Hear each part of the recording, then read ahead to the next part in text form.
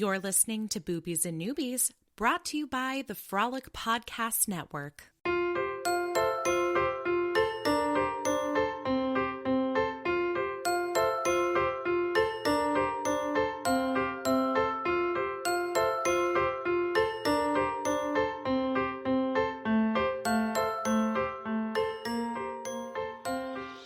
Welcome to Boobies and Noobies, the podcast that asks novice romance readers to think outside the dick in a box and brave the unbridled world of erotica. I'm your host, Kelly Reynolds, and it's time to get scientifically sexy. As you know, all April long, we are talking sexy scientists, inventors, and so much more, all within the world of romance. And as somebody who just received her first COVID vaccine, let me just say that I am thankful for and super turned on by scientists, more so now than ever before. Joining me today are two of my favorite podcasters, Erin and Maria. Erin and Maria co-host Feminists without Mystique, a podcast where we process politics, sex, and the unrelenting fire hose of bullshit in the news through an unapologetically feminist lens. Basically, everything I love in life.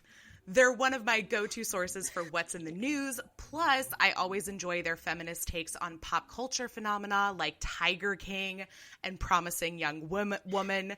Do yourselves a favor and check out their podcast, Stat. But before you do, please join me in welcoming Erin and Maria. Hello. Hello. Thank you for the warm welcome. We couldn't have said it better ourselves.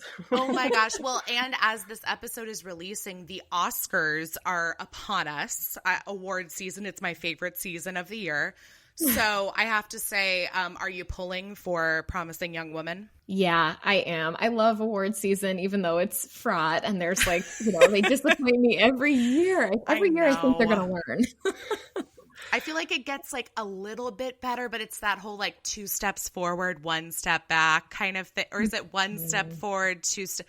I don't know how many steps it is, but all I know is like we go a little bit forward, but there's also like some kind of moments. Yeah. But no, I'm so excited. Promising Young Woman and Nomadland, just 2 female directors getting nominated this year is pretty exciting. That's amazing. And the fact that that's never happened before is like so disappointing and oh God, it just makes me so upset because like I'm a filmmaker. I have so many friends who are filmmakers and I know how much amazing work is out there that's being created by not white men over 50. And so I want to see more of it represented. Right. You hear people say, oh, this was a real genre bending. Like we've never seen anything like this. And it's like, right. Because there are less voices that would create this stuff. Oh, go figure. Yeah. Hopefully so next year we'll have maybe 3 women, 4.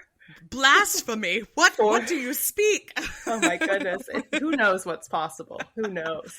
I know. It's true. But you know what? Promising Young Woman, and I'm super behind on my movies this year. I've been sticking with like calm and casual reality television lately, but I will say Promising Young Woman was like the one movie of all the Oscar noms that I was like, this is the one I have to make sure I watch before the award season. And I have seen a few others, and honestly, I've enjoyed all of them. But that one is the one that stuck with me. Yeah, it's really, I would encourage everyone to see it. If you have the capacity, obviously it's a tough watch. But yeah, it's, I've seen it 3 times now for various reasons. Yeah. I just kind of get more out of it each time. And yeah, it does. It stays with you in what I think is like a really like powerful way, a really like, yeah, an important way. And as this is a romance podcast, I have to warn all of our listeners that it is by no means a romance. There is no happily ever after in the conventional way. So no. There's definitely some it's hard to say it's a happy ending but there is some sort of like satisfaction you do get at the end of the movie. Yeah. Just a touch of satisfaction. Just a touch, Right. just a hint. No Arthur Kneland satisfaction. Oh dear. Oh dear indeed. Well, ladies, tell everybody about Feminists Without Mystique. And honestly, I don't think I know. I would love to know just sort of how the podcast came to be. Gosh, how it came. Well, you did a great little intro, and we kind of summarize it as, politics, sex, and the fire hose of bullshit in the news through an unapologetically feminist lens. We talk about the things that, strike us as important or newsworthy or interesting. And it started, we met back in freshman year of college. Ooh. We were campaigning for Obama, and we were going to school in New York, but we were campaigning in Philly. And I think we long had wanted to do like some sort of creative project together, but we weren't living in the same place until we were both in Seattle. And we spent a long time thinking about like, should we do something? should we do it? And then we just started doing it. And here we are today, a few years later. Women in our 30s now, no longer bright-eyed and bushy-tailed, but we've got some life under our belts, damn it. But yeah, anything you'd add, Riri? I think the catalyst for us, like I think a lot of people with creative projects, and I think a lot of like women in the Lady Pod squad that I've noticed is Trump's election, which really was the catalyst. I think we were so that devastation and that frustration with where we're at. This has been a vehicle for us to sort of pour our hearts and our liberal tears. I was feeling like we have this segment on the podcast called We See You, where we each do 3 things from under the top headlines where we just feel like we have to call it out. It's so egregious. And it could be anything from Jill Biden, people criticizing Jill Biden's tights, which happened last week, to my recent visit to Mount Rushmore, which I just was like, you know what, we got to talk about it. It's what a range, Jill Biden's tights to Mount Rushmore. I like that. You really do cover like a little bit of everything, which I think is great. And like I said, it's a great news source too. I know that a lot of people have trouble watching the news these days, and I totally get it. But my recommendation for anybody that has, trouble sitting down and watching the news is to listen to the news or listen to a recap, listen to a podcast, because I think there's more danger in just turning away from everything that's going on today than there is in maybe kind of mining for details. We talk about like curating our social media feeds and everything to make sure that you're getting what you want to be getting. But I think it's important to also just kind of keep an eye and ear out for what's happening today, so you can have these conversations and you are informed to make your own decisions. So I love coming to your podcast and listening to what the two of you have to say about what's going on, if nothing else, because sometimes I don't know about things happening like people criticizing Jill Biden's tights. Like, this is not something that's on my radar. It's an outrage. The things people get upset about, I just, like, somebody had to go and write something about Jill Biden's tights. Yeah, a lot of someone's all over Twitter. Calling her trashy. We love to put those people in their places, without, you can come to us for the outrage without giving these trolls their the clickbait, their click satisfaction. So we'll happily save you that. There you go. There you go. Just skip the source and go straight to you guys. Exactly. I love it. Well, and I also appreciate that you end your episodes with like a dose of like hope, something that you're hopeful about, because again, something that's super important nowadays. So, I'm just curious today. It's, we're recording on a Thursday afternoon. What are we all hoping for today? Ooh, that's a good question. Big or small? Honestly, I'm hoping that tomorrow I will feel well enough to go into the garden and like plant some shit. Because I ordered all these seeds, man, and I haven't been able to actually put those seeds to the earth. So that's a goal. It's so beautiful out. I'm going to keep my fingers crossed for you that happens. That sounds great. How about you, Maria? Yeah, no, that's a really good question. And I think it's funny because sometimes we super struggle at the end to find a good thing. And it's funny how quickly both of us divert ourselves back into spirals. Like we'll talk about something like, oh, there's this good piece of legislation. And then I'll be like, but fucking Joe Manchin exists. And then like, it's just like I have to pull myself.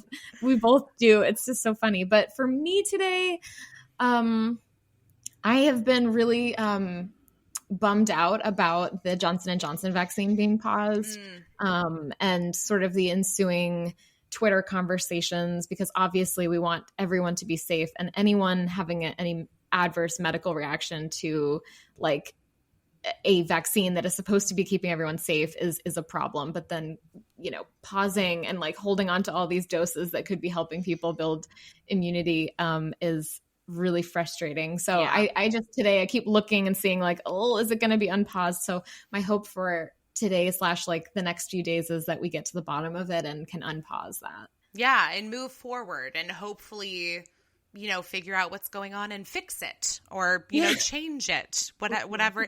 This is, I feel like I have this conversation. I mean, I teach like English too. So it's like I have students where we do like writing workshops, and I tell them like, okay, the last thing that you want to do is give somebody like a piece of feedback without following it up with a solution or a potential suggestion, you know? And I actually had a student reach out to me recently and was like, I don't understand this. Like, I'm not here to solve everybody's problems. Like, I'm not here to write their story for them. And I'm like, look, I get it, but you have to understand, the most we can do is offer suggestions and solutions, but they'll be the ones who actually make the changes. So don't feel like your voice isn't being heard. It is.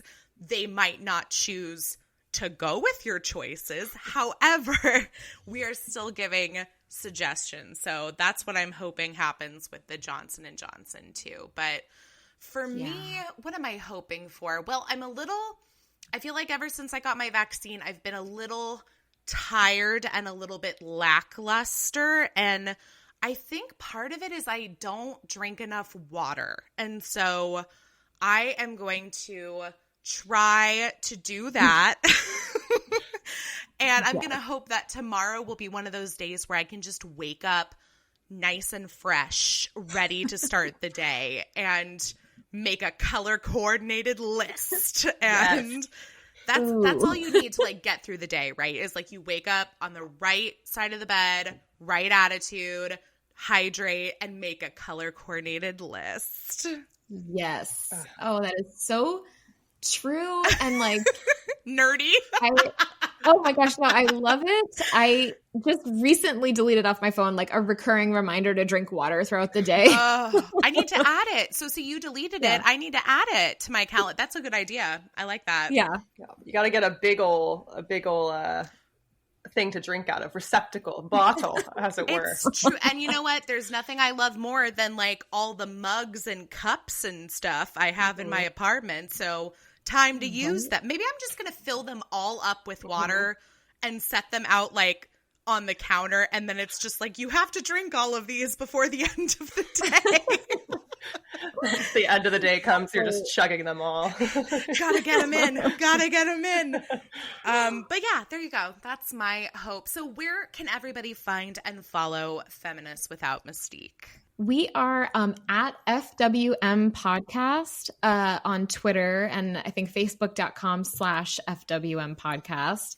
And then we are Feminists Without Mystique on Instagram.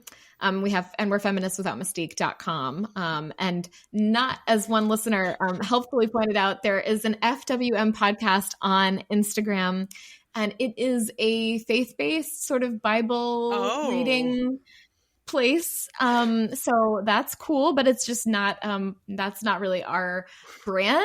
I would like to think that if anybody's looking for you on Instagram and accidentally came across that account, they would know that it wasn't you. I would hope so. I think anyone, I think they'd be clued in pretty quickly. Yeah, different vibes. Not wrong, just different. Just different. Well, ladies, I'm so excited that you're joining me for today's read, which was, I have to say, this is something unlike what I typically read and something that I didn't know I was looking for, but I'm very happy that I found it.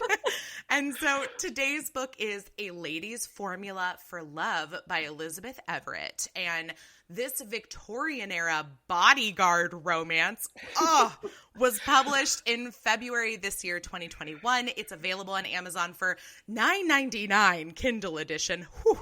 And this does also mark the first book in Elizabeth Everett's Secret Scientists of London series. And from what I can tell, I don't think the second book is expected until 2022. So we do have some waiting to do, but this is what I'm going to wait for. I'm very curious to see how this series continues. So I'm here for it. But before we talk about the book, I'd love to know what either of your experience has been with reading romance in the past before reading this book, or lack thereof. For me, honestly, the only experience I have is when I was like the little horny toad in middle school, and my friends and I would like go to Borders or Barnes and Noble, RIP, and just comb through those little aisles, pick out the books, and just try and find the sex scenes and pretend like, oh, it's a big joke, but really we were just, like I said, horny little toads. But I hadn't actually, as an adult, read one, and it's not like I was against it. It's just, you know, I've been more into, you know, true things and historical things, and, you know, trying to better myself that way. But as a kid, I loved stories. You know, I loved creative stories, and so it may have inspired me, you know, to get back into that. A renaissance. Exactly. I also don't know what I love more about what you just said, the part about being a horny toad of a teenager, or the fact that you called out Borders. Good times. I miss Borders had the yummy coffee shop inside of it too. Like, wasn't it? I think it was Seattle's best. Yeah, they had apple crisps, and on one occasion, not to get too far off the track here, in middle school, I think it was 8 apple crisps in a single sitting, and they said they were going to make me an award. Man, I like your Borders better than my Borders growing up. I was a wild child in a certain sense. I remember when they put in a Borders in my town, and then now it's an Ulta Beauty. So that just goes to show you how things have changed. Maria, how about you? Oh, yeah. Let's see. This was right up my alley in terms of like light sort of feminist Victorian era, or I love a good period drama content. So while I don't have that much experience with the romance novel genre, this, I think, kind of like what Erin said, a bit of a renaissance. Because I have been trying in 2021 to sort of, just with everything political in the pandemic, trying to get more lightness and happiness and like sexiness into my life a little bit more, but it just requires, for me, just a little extra effort, a little extra poking around. So this was super fun, and it was like, it was my first kind of like romp as an adult into this genre, really. I mean, I think I really like this is like, there's a website called Literotica. I'm not sure if you're familiar. Am I familiar? Please.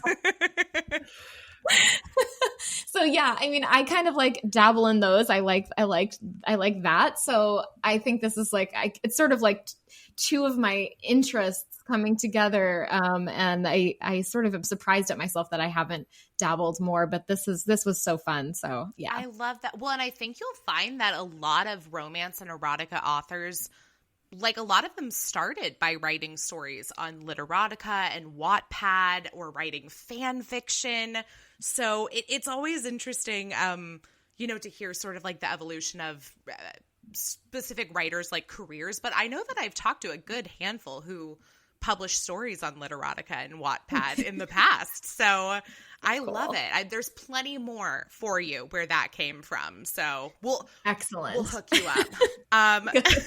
Let me give everybody the synopsis for A Lady's Formula for Love before we dive into our review. So here you go.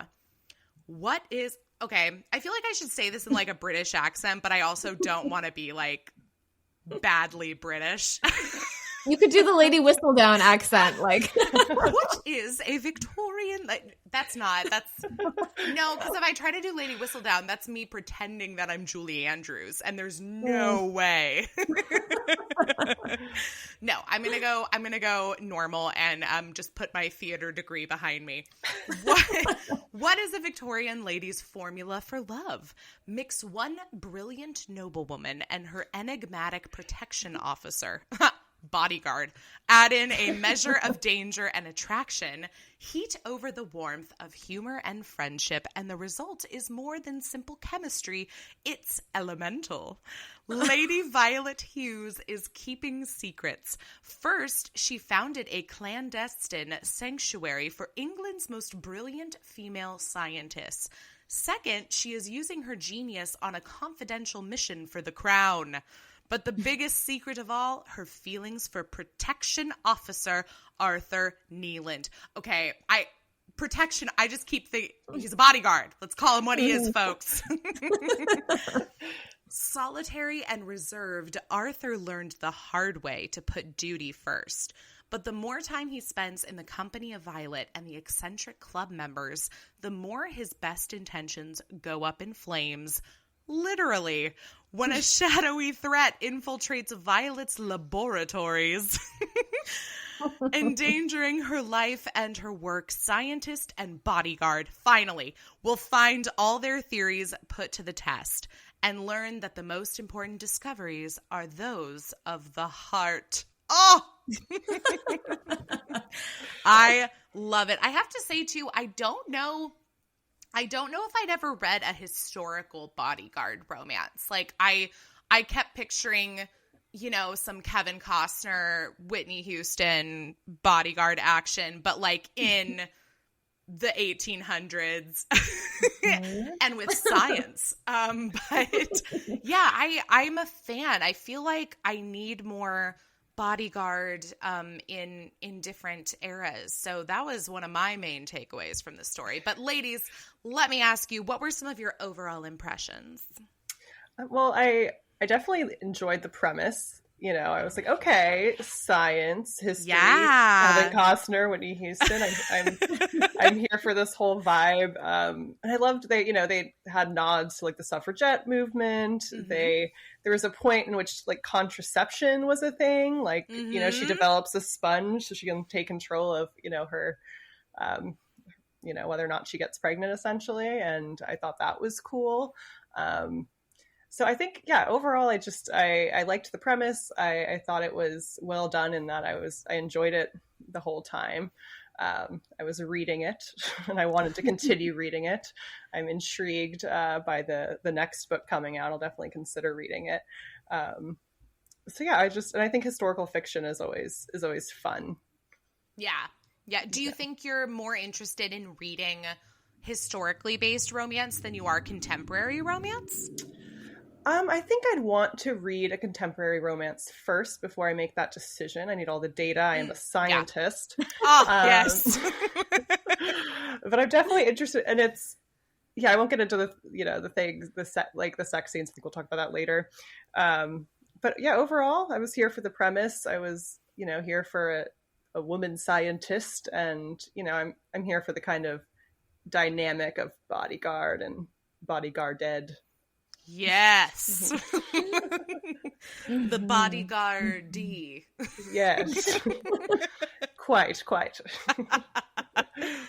Maria, how about you? I just thought it was a delight. I was excited. Actually, I had not known until I had in my notes, like, I'd watch a series, like a Netflix series on this, right? Where each one like follows a different scientist in Athena's retreat, which, by the way, like, love the name. Mm-hmm. Just so fun. and like all the clandestine work. And I just feel like there's so much fodder for all these different colorful characters to have more going on and all this different, just different stories and the way that they're clandestine and practicing their science because it's the best way. Although the way that they're sort of supported by the men in this book is like a fun kind of fantasy that was nice. Like it felt like, there was, as we'll get into probably, like people reacting as a result of trauma kind of, or mistreatment at the hands of different men in their lives. But there was a nice balance of like men supporting these women and just kind of letting them do their thing. And, so I kind of just enjoyed that as what felt like kind of a part of the fantasy of this book. Like I don't, it was just like, hey, the men kind of get out of the way and let the women kind of just do their thing and support them. And basically the bad guys are the ones who won't. Like the bad guys are the ones who are like, no, I thought it was really interesting that we have a trans character in this story, and that one of the bad guys is basically his brothers coming into things and saying, I want my sister back, I want her back. And I'm just like, okay, so here we have an example of somebody like not accepting, their sibling for who they are, as well as like how the world is moving forward. And so all the people who are kind of the super conservative, stuck in the mud, want to keep things the way that they are, stick to the status quo. They're the ones who are the villains of the book, which, I mean, it's amazing that this is a story set in a different time, but there are so many parallels that you can draw with contemporary times. Yeah. And just, the author does a lot. She's trying to do a lot, and I think she succeeds at most of it. Like I think that she kind of gets a lot of things in there, the class and gender, and like just there, she's throwing a lot into this book, and I think into potential spin-offs or potential like juicy, delicious Netflix confection. So I would watch that so quickly, like. Oh, definitely. Yes. Yeah, I think that's one thing I felt was definitely like I wish I knew these. There were so many characters introduced. Like I wish I knew these characters better. So I love the idea of Athena's Retreat, the series. Yes, well, and that's basically, I mean, for anybody who's less familiar with romance, that's kind of how most romance series work. Is the next book will ideally focus on one of the other female scientists that's here at Athena's Retreat, and we'll still see the rest of them in the periphery, just as we will in the upcoming, the next season of Bridgerton, which everybody's losing their shit about because, oh no, the Duke won't be there. He's not meant to be there. Get over it. Right. Yes. Okay. Yes. Yeah. Totally. I mean, I'll miss him for sure. Of course. He is beautiful window dressing. Like, I mean, it's going to be, but you know what? That's how romance series works. And I feel like the only people who aren't upset, or I won't say they're not upset, but the only people who aren't surprised by the announcement that he won't be returning to Bridgerton are the people who have read the books and are familiar with romance conventions, because that's what we all expected. So I'm excited to see who comes next in this series, like what other scientists they focus on, because they all have different inventions they're working on. They all have different specialties. I liked trying to figure out like what some of the inventions they were working on were, because we have basically hairspray as one of them, which I thought was hysterical. And another one of the main ones that they're working on, I'm pretty sure is meant to be tear gas. And like the antidote to tear gas, like that was at least kind of like what I was picking up on was that our main character, is it Violet? Yeah, yes. I wasn't sure if it was Violet or Viola. Our main character, Violet, I want to say like the main task she's been given is to come up with some sort of like antidote to tear gas. That's at least how I read it. What did either of you have any thoughts on that? Yeah, that's kind of how I read it too. Something akin to tear gas, something meant to cause a lot of pain and suffering. Yeah. And that she was working on the antidote, and that's why certain people were after her. Mm-hmm. Can't have that. Yeah, and the hairspray one I thought was very clever as well, and I like the way that they show it off later in the story too. I found Violet to be a really interesting character in general. You know, the fact that the person who hires her, not bodyguard, what is he? Her protection officer. Oh my gosh. The person that hires Arthur, her protection officer, is technically her stepson, but he's really like, I think they even say that he's her age or a couple years older than her because she married his much older father that passed away. And so she's a widower. Right? Yeah. It's, I think a widow. I always think of that scene from Sleepless in Seattle where she's like talking about like, if a man is a widower, why do they say he's widowed and not widowered? Anyway, I'm dating myself. But yeah, that's I thought it was a cool setup for her to just have like a woman who, you know, is past the, let's say, prime age of this time to be marrying somebody, and she's been married, she's lost her husband, and instead of going back on the marriage market, she's very much focused on creating a safe haven for women like herself that, you know, want to practice science and make discoveries and learn from each other. Like, I thought that was so cool. Yeah, I'm glad that it wasn't like from the get-go, she's looking for a suitor. Oh, you know, yes. It's like, no, she's doing the damn thing. She's uplifting other women in the process. STEMmy ladies, let's get it. Yeah, here for it. Yeah.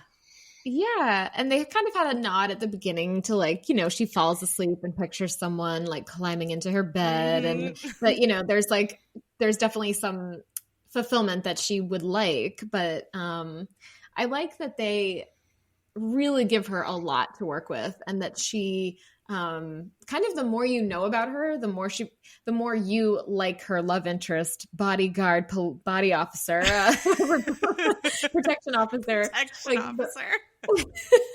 The more that you get to know her, is you're learning kind of with him, and the more admirable she becomes, until there's like this full-fledged person that at the end is sort of thinking about ideas of forgiveness and friendship and love, and ultimately there's just a lot of admiration that we grow to like or love this character kind of alongside her love interest. Yeah, I definitely do want to talk about the end, because that's one of the things that I'm not going to say I disliked it, but it was just something that I was perplexed by, shall we say. And so I do want to talk about that, but let's talk about Arthur first. First of all, I mean, nothing screams sexy like a protection officer named Arthur.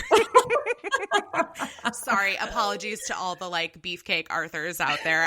I'm so sorry, but it's just not, it just wasn't what I was expecting. But yeah, I like that when she and Arthur, you know, who are clearly like attracted to each other from the get-go, I love that she is very much like invested in like, well, let's have a sexual relationship. Like, let's explore things. Because again, I think that's something that especially newbie readers to romance won't expect from a historical romance, is, you know, a woman taking like sexual agency and wanting to explore and, you know, have fun, and not necessarily in pursuit of a husband or, you know, a suitor of any sort. So I did like that a lot. And Arthur he's very complex too, the more we learn about him, because he comes across as very, you know, by the book, get the job done, don't want to talk about my feelings, you know, typical man. And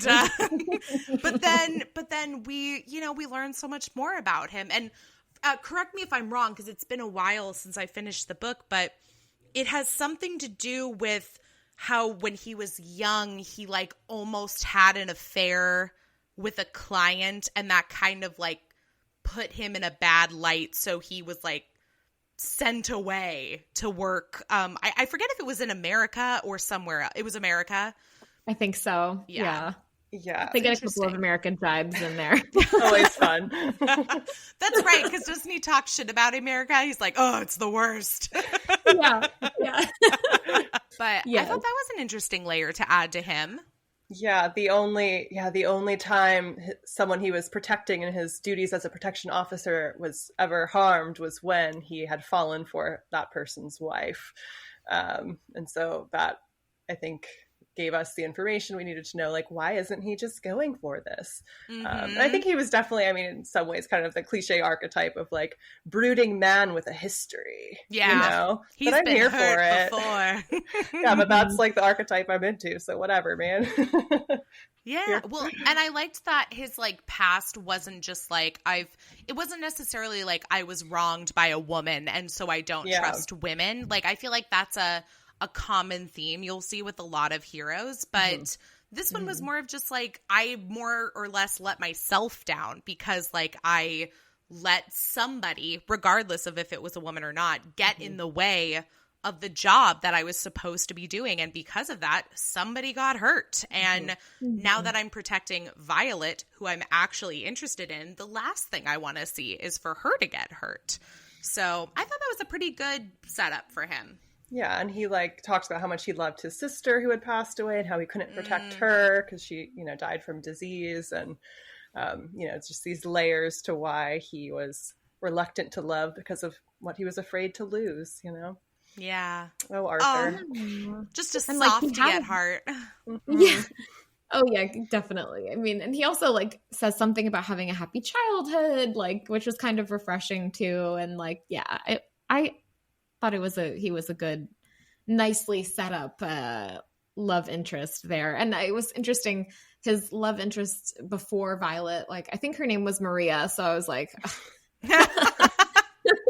the one he doesn't end up with. But it was nice that, you know, it seemed like their relationship wasn't necessarily love, but it was like, but it wasn't lust in sort of a way that was painted poorly. It was more like she was kind of like, they kind of lusted after each other, but she also like was teaching him a little bit. And it was like, sort of seemed a little bit like sexy in that way. I don't know. It was kind of a nice thing to throw in, something that doesn't necessarily like, as you're reading it, you're not putting together every single piece. Right. And it's not so simple what it was. Yeah. No, I like when things are complicated. I like when characters are complicated. Like it gives them so much more flavor. Like we talk about this all the time, but it's okay for characters to be flawed. Like I encourage characters to be flawed because we sure as hell know that human beings are flawed. So I like to see that reflected in the characters that I read about because it makes it feel more real. And that's for everyone out there that thinks, oh, this is just a fantasy. This isn't, you know, there's no shred of reality in here. It's fiction, but there's still lots of real themes and things that we can connect with on a human level. So, yeah, I like Arthur also has one of my favorite lines in the story, which is, I find it incredibly erotic when you say the word hypotheses.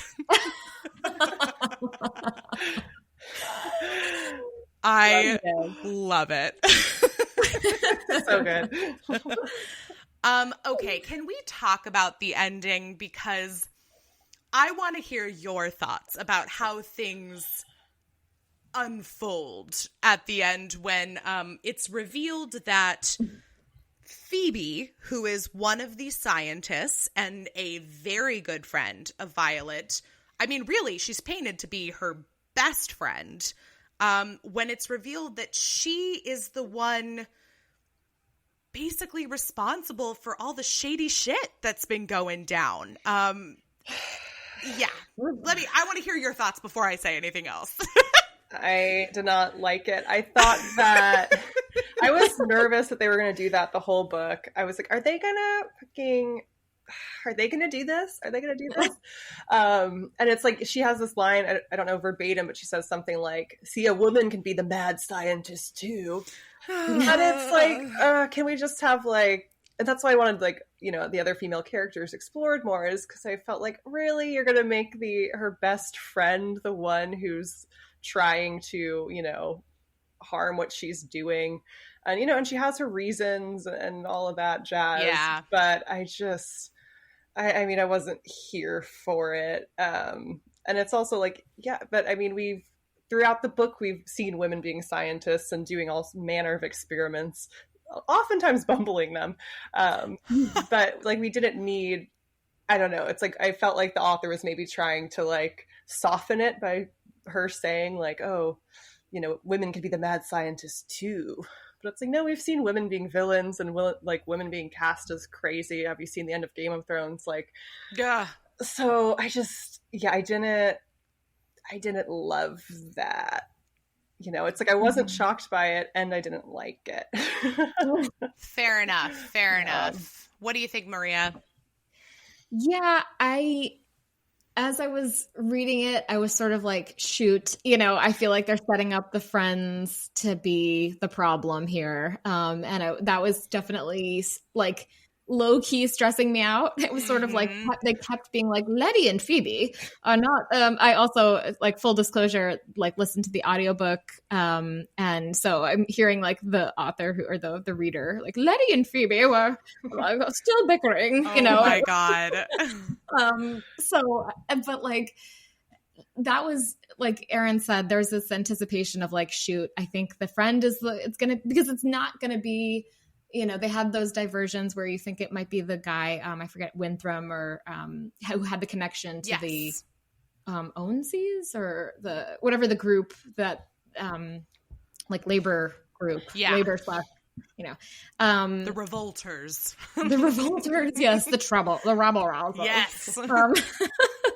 Like, I was a little frustrated, especially because it gave Arthur Kneland, I believe he's the one who says this. He says, friends are like tin farthings, two-faced and easy to manipulate. Like, woof. I wrote that one down because I was like, yikes. Let's unpack that, Arthur. I know, like, yuck. I mean, so that was sort of a cynical thing that I didn't love, especially because of like the core of this is Athena's retreat and these scientists and the support and the community. So to have that ultimate betrayal, I think, you know, I felt mixed at the end because I did like the forgiveness element. I liked that when Phoebe had the gun, they were like, oh no, your frock, you know, and it was like there was a second where they forgot and were like, oh, that's your nicest one. It's like, oh my God. I couldn't imagine Erin and I ever like pointing guns at each other, but I thought, you know, if we ever did, we would, like, if you tripped, I'd be like, oh no, you love those pants. Like, brush them off. Come on.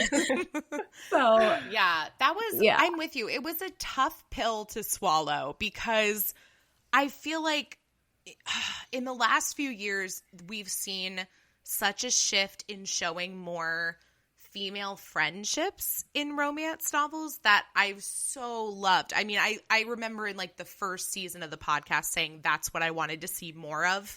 And then lo and behold, we start seeing more of it. It was fantastic. And then with this one, I was so torn because it seems like this whole community is built off of this group of strong women and their friendships and their support of each other. And I understand-ish why Phoebe did what she did, because she basically says that, like, this is because men won't change. Like, this is very much, you know, men are always going to think they're better. Men are always going to think this. You know, it's time to show them, you know, if you can't change them, you're just going to have to fight against them the way that they know how to deal with it. And so on the one hand, I get where she's coming from. I understand the motivation, especially since she's been like hurt personally by men in her life.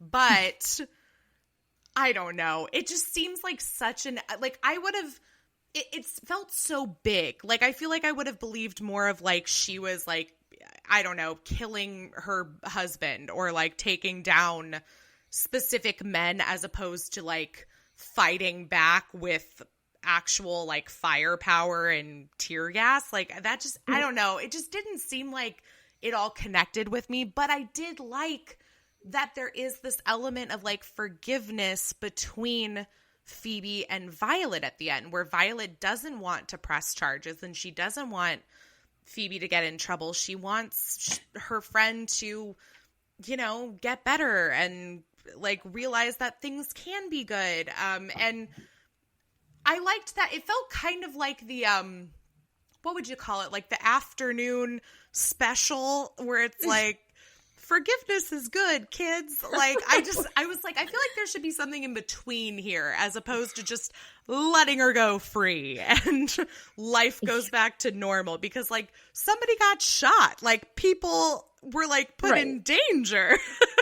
So maybe we don't send her to jail, but can we do something? Like, is she at least banned from the club? Like, what's the deal? So, I don't know about that. And what my main concern is, because this is a series, I'm wondering how much of a role Phoebe will play in future books, because I don't know if I would want to see her book. Like, I don't think I would want to see her romance story. And I don't know, maybe there's people out there who have read this book and they're saying, no, that's the redemption story she needs, is like a romance. But I don't know. I don't think I felt enough empathy for her to want to see that story. Not that I want to see her punished big time, but I just don't think I want to read a whole book about her. So that's my one thing in terms of like moving forward with the series that I'm curious to see what happens, is how much of a role she plays in future books. Yeah. I hope that she is minimized in other books for a couple. I think I could be mistaken now because it was a couple weeks back, but that they send her to America, or she's being sent to the Western territories of America.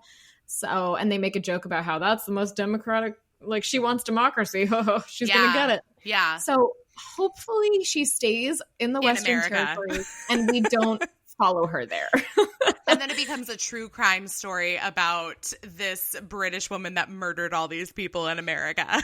Yeah, exactly. Which, by the way, if she goes full evil, I would be into it, I think, maybe, because like she has like that sort of like, her complaints are kind of like she's Lady Phoebe, right? Yeah. And they took that title away, but like she was kind of like a daddy's girl of like feeling like the trauma from her dad and like wah. Mm-hmm. And then she kind of manipulates a guy who liked her to help her. So I was just sort of like, I'm kind of done with this character unless she maybe goes to America, gets even more embittered. And this is just like the beginning, her origin story of becoming a villain. Like, yeah, no, I mean, that's a good point. I don't think we'll see that, but maybe that's what it was. Maybe that's what bothered me, was that I wanted her to either be more like remorseful or full on villain. Like it was like maybe a little too in the middle for me. And that's just me personally. So I can't speak for everybody else, but I'm hoping to see less of Phoebe. I hope Phoebe sees a whole lot of America and we see a whole lot less Phoebe in the future books. I totally agree. Like, I hope that we get more women who we haven't even been introduced to from the Phoenix Retreat. That would be great. Just keep rolling them in. Yeah. Or like I forget the name of the woman who wanted to go and become a doctor, who was, always had like the little morsels for her to eat and stuff. Like, I'd be down to hear more about her life. And honestly, I would be curious about like what happens to Phoebe next. I wouldn't want to read a romance novel about her necessarily, but because it's like you said, her rationale and what she was saying about men, like some of that kind of hit, Yeah. And it's like, where, after all of this, like, where is she going to go from here? Did she learn something and grow? Or like you said, is she going to double down or is she just going to be this kind of like nuanced gray area person forever? So I don't know, maybe like a chapter, just let me know what she's up to. It's a fan fiction story that you need to write. My new calling. Put it on Literatica. Yes, exactly. You'll find it. Phoebe's Revenge. Yes. It is interesting though, because I can only think of one other instance, but there's a series by Lisa Kleypas. It's one of my favorites. It's called The Wallflower. I think it's just called The Wallflower series.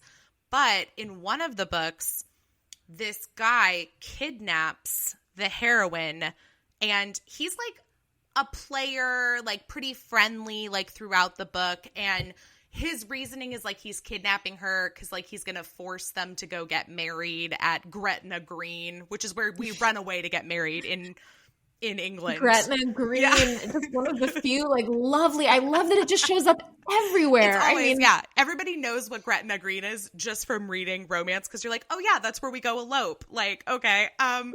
But he like kidnaps her, and her hero like rescues her or whatever.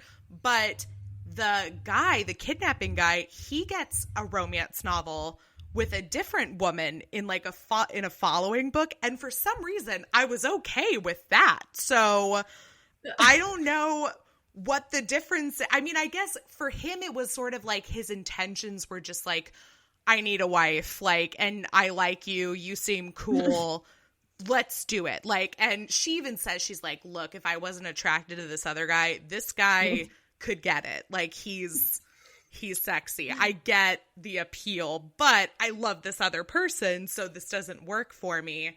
And he's like, no, you'll learn to like it. It's cool. But then he ends up marrying one of her friends instead. I love the series. I love the book.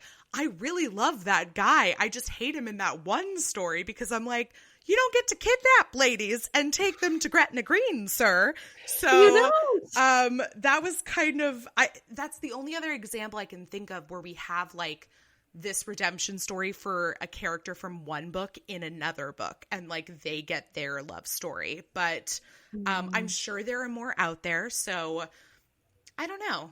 I think it's a fine line that you have to walk with those, because it could turn out really well, or you could be wanting Phoebe's revenge story in America, which is probably not the goal. No, that would be, well, who knows? I mean, maybe. But yeah. Well, let's transition from revenge to sex. So I'd love to know, do you have any favorite saucy sexcerpts from the story to share? I don't have a particular excerpt to share so in general, I mean, I thought all the sex scenes were sexy, you know, they were full of wanting and yearning and all that jazz, but I just get taken out of it when certain like euphemisms are used. And I don't know if this is like true across the genre, or if it's this book, or if it's historical, or what, but in particular in page 241, he talks about he's working his palm against her mound. And I just... Is it mound that doesn't work for you? It's mound. Yeah. And it's just kind of, I think that the pros to written, you know, erotica, literotica are that, you know, you can really be there and you're in a different way. It's a different way to express it. But for me, it's like you say mound and I'm out. You know, I'm a little bit out of it. But that might be unique to me. Well, and see, that one doesn't bother me as much. Like, there are definitely ones that for me are much worse. So I think it just depends on like what your threshold is for puns and euphemisms. Like, I don't know. I mean, like, some will, you know, it's like the word moist. Like, some people are just like, ew, icky, yuck. And then other people are like, yeah, whatever. Like, okay. So mound is apparently your trigger word. There you go. I was just like, I don't find mound sexy. But that being said, I thought all the sex, I mean, I was turned on when I was reading them. I'm not gonna be deceitful about that. But just for me personally, yeah, mound. No mound. Just a candy bar. Just a candy bar. Yeah, and then in like another, like the next paragraph, they talk about a mound of laundry, and I'm just like, I can't. I love it. I love it. Okay, Maria, do you have a word that set you off too? I don't. I think there isn't a word necessarily that set me off. But I didn't like the description, and now I'm just scrolling through my notes to try to find if I can find the words, but it's like when she would like stroke him root to stem or something. It was like root to tip, and I was just like, root feels like kind of like You know, it's funny. We have like the mound of laundry. We have the root to tip. I mean, it kind of sounds like a lot of like household chores, but in the bedroom. or even gardening or something. Like very outdoorsy. We have dirt happening with roots and mounds, and it's like. And I've said in the past that the one that will annoy me is when they make it sound like body parts are more like baked goods, because it just gives me like Great British Bake Off vibes. And I'm like, I'm not looking for Great British Bake Off porn. I'm sure somebody is, but it's not for me. Yeah. His frosting upon her cupcakes. Exactly. Thank you. But because I've heard like anytime they bring in the word like, I feel like I've heard mounds referred to like breasts as well before, like her rounded mounds. I don't know. I can't think of this in the moment, but and I'm sure it's a challenge to think of different ways to describe everything when you have written, erotica, because you're not just going to say like, clit over and over again, or, I mean, you can. You can. You could. You could. I think in this book they use the term her pearl to refer to her clit, and not my fave. Definitely not my fave. But you know what? It does sound fancier than her button. So I'm like, at least she got a pearl. I did like how they described the dynamics, like when the sex when the sex was happening, the sort of, let me find the notes. Okay. Like she describes Arthur as kind of like a wolf, or like surveying her like body like that of a starving man surveying a meal. And he gets like his expression bordered on feral, his voice low and dark with need. Like his eyes darkened to black. He rubbed a hand over his mouth, making a sound she interpreted as interested. So it was kind of, like, that made me laugh, but I also was like, oh, I kind of like that because there's like sounds and like the sort of confusion, but it's not really confusion. You know that it's interested, and it's almost like an animal, like very predatory. She described him as predatory in a way that was like sexy to me, which I was just sort of like, like he's gonna eat her, but like not in like a scary, bloody way, like a like num num num num num kind of way. Sexy. Num num num num num. Sexy. I know. Let's see. I might have pulled this scene. Yes, page 241. So maybe we will hear mound. Maybe it's a different part of this scene.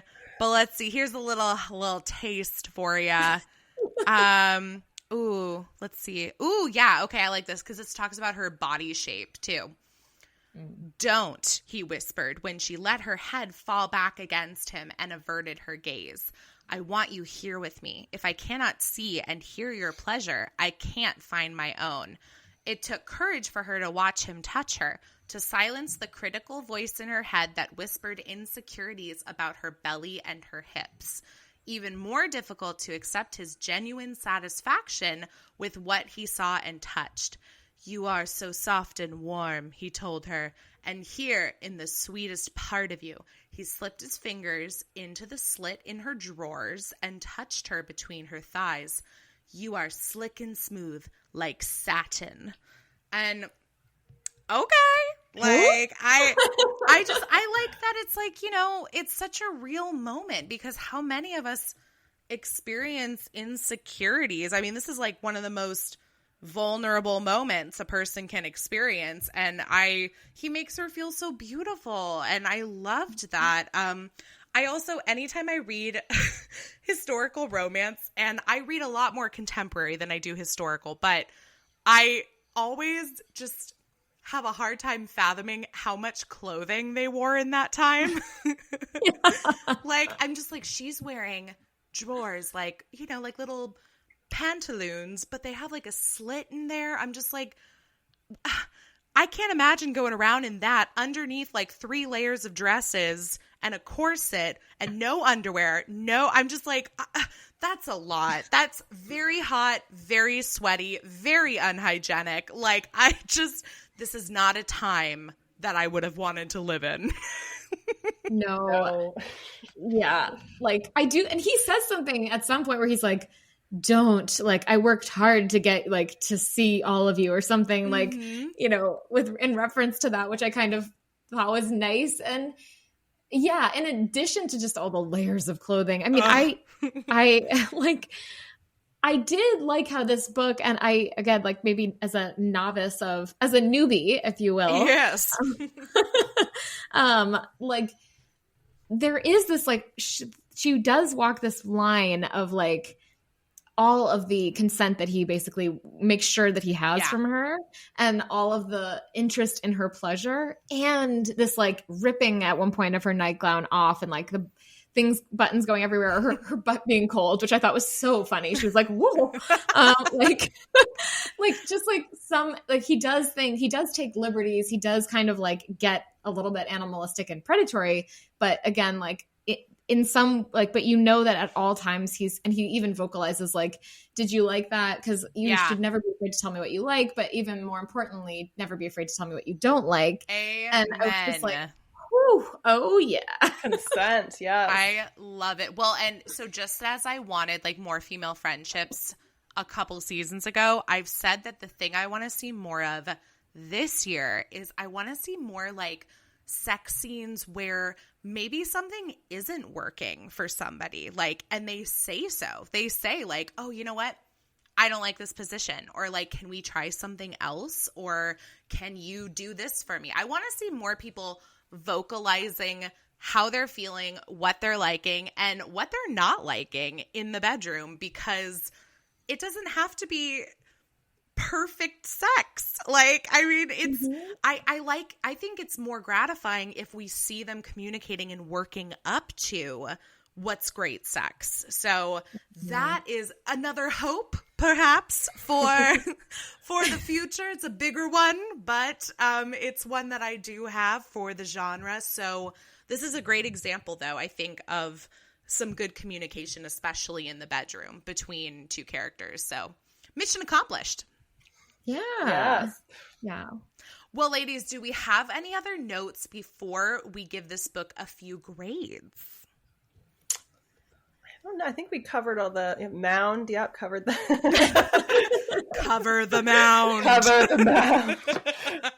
Although, yeah, like you said, it's like that on that page that when she was talking about, like, her insecurities with her body and all that, like, it was just so relatable and, like, great to see. And like I mentioned earlier, like, her using the sponge as contraception, just, yes, you know, things I didn't expect to see necessarily in a romance novel. So here for that. Definitely never expect to see a lot of contraception used in historical romance. So I feel like sometimes you hear the mention of what do they call it? Lambskin, or, like, you know, like, basically like the OG condom. Oh yeah.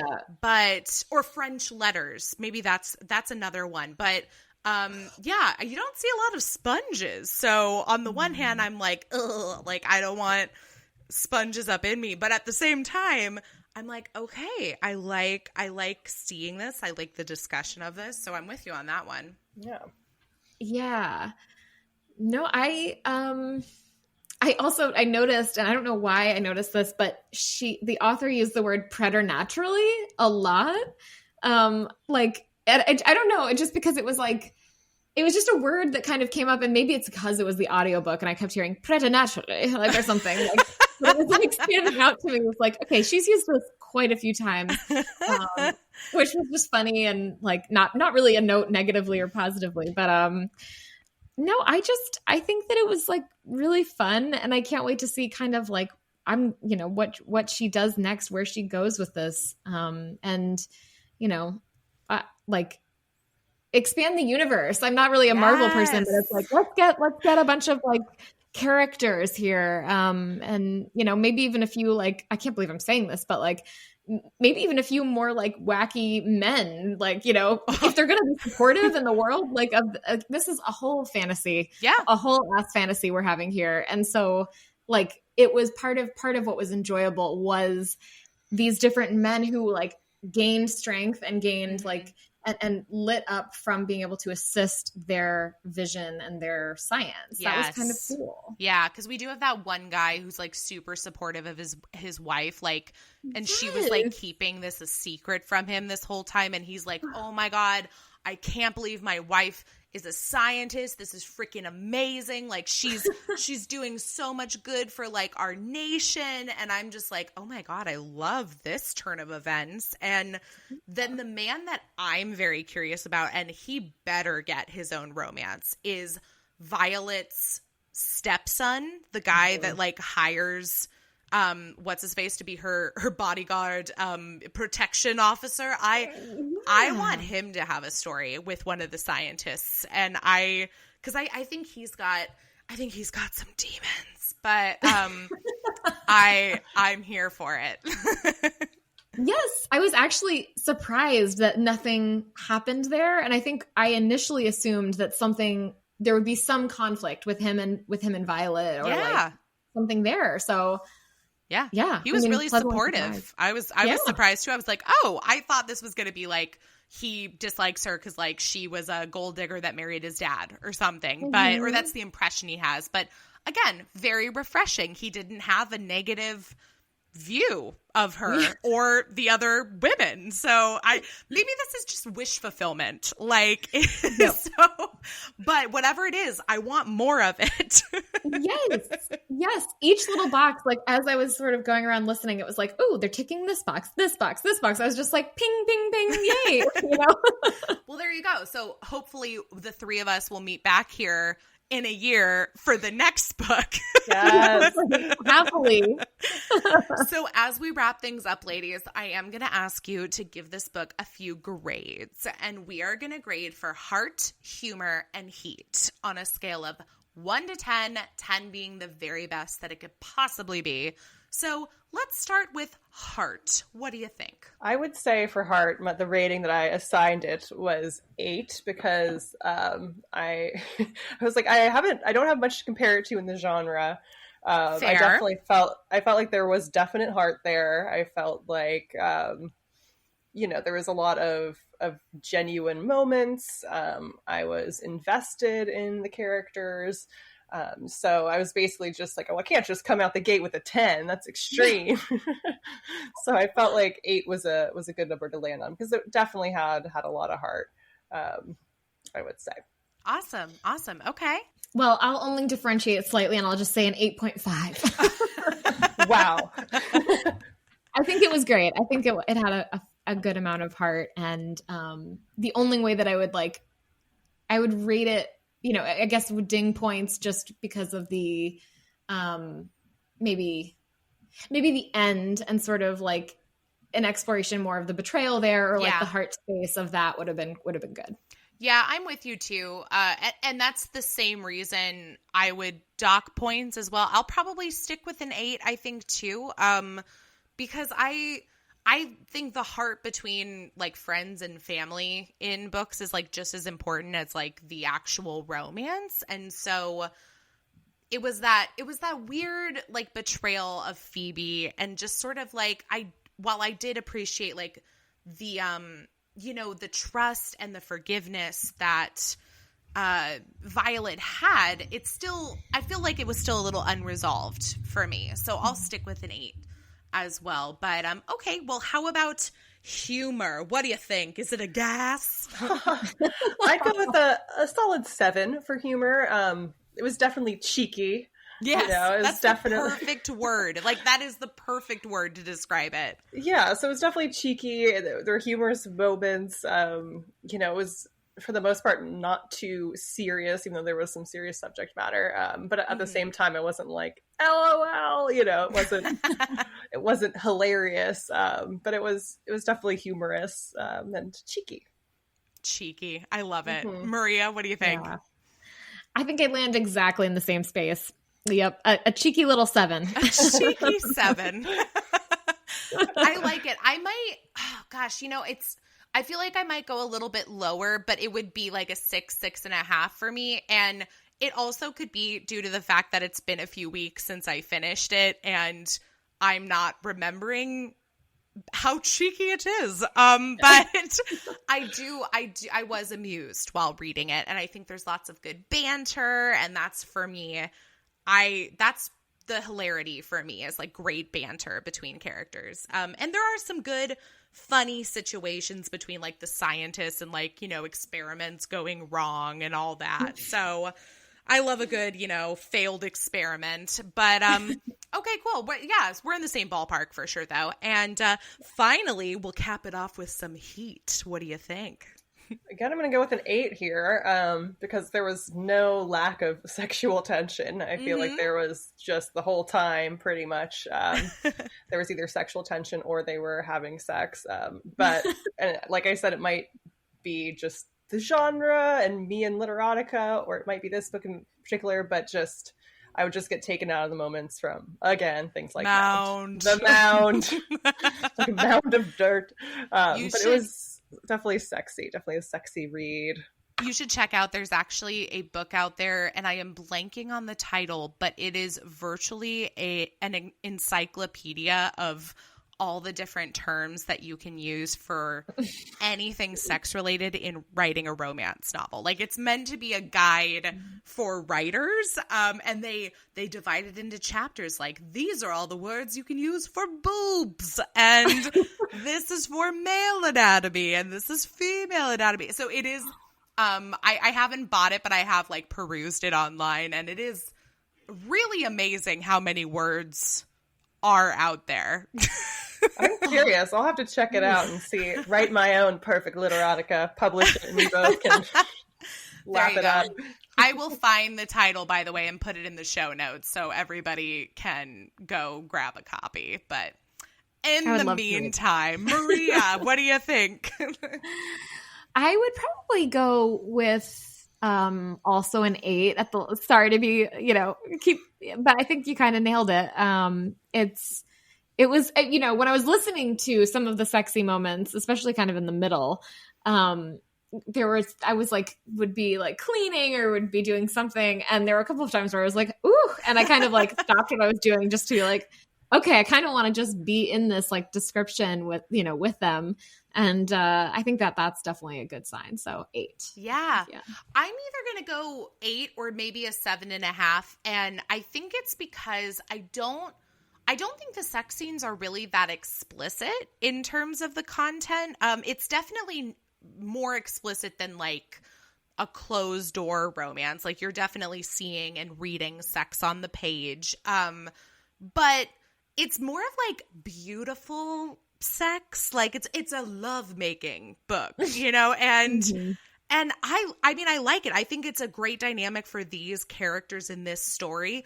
But do I want a little bit more and a little more, roughness in my sex scenes? Absolutely. So for personal interest, I would probably put it like a little bit below an 8. But I do think the frequency is great. I think the scenes are great. And obviously, we've given examples of some excellent consent and communication. So, I mean, that would probably bump my score up to an 8. So there you go. Obviously, a positive experience all around. So, ladies, I do want to ask you, having read this book now, and I know we mentioned a potential renaissance in the beginning of the episode, but are you interested in reading more romance?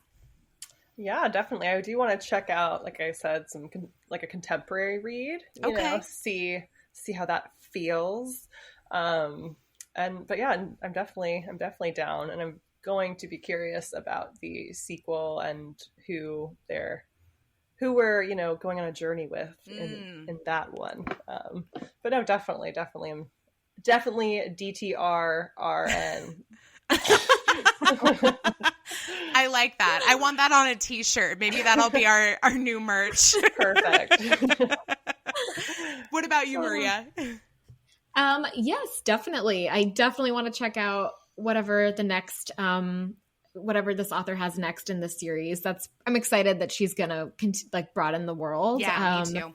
So I'm happy to return to it. And I am, I think maybe too, because I'm kind of just off of Bridgerton, relatively recently. I'm thinking like I should check out more kind of like of the historical romance genre. I kind of like it because it's, as someone who's just like can't get enough like Jane Austen and like period pieces and Poldark and all those like I don't care what it is on PBS. If there's like a smoldering man with like a 3-corner hat, yes. So just like that's what I love. So I would happily check out more things in this genre. And I think what's been cool is like just and I think sometimes I see it because of interactions that you have on Twitter or something, but the romance world is like seems really delightful and like supportive and funny on Twitter. And so I'm kind of excited to see kind of what else is out there that's sort of tangential to this. So, well, there's plenty. And if you ask anybody in Romance-landia, as we call it, including myself, for a recommendation, let me tell you, anybody will be happy to make one. So excellent. You've got plenty of people to come to, but of course, there's me. So you'll be the number one. Okay. But I'm so excited. Well, I'm glad that you both enjoyed it, and obviously it seems like all three of us are looking forward to whatever comes next in this series. But, why wait a year to read another romance novel? So there will definitely be plenty before then, I'm sure. I will make sure of it because we keep in close contact on the Twitter sphere. So yes, it'll happen. Yes. But ladies, thank you so much for joining me. This has been so much fun. Yeah. Thank you for having us virtually. Yes. Thank you for having us. This has been fun. Oh, always. And I hope it stays nice out so that we can all get out and garden sometime soon. Spread our seed, as it were. Oh, roots and mounds. Root to tip on the mound. Right on that mound. Ooh. Yes, Daddy. Well, if that's not the perfect place to end this episode, I don't know what is.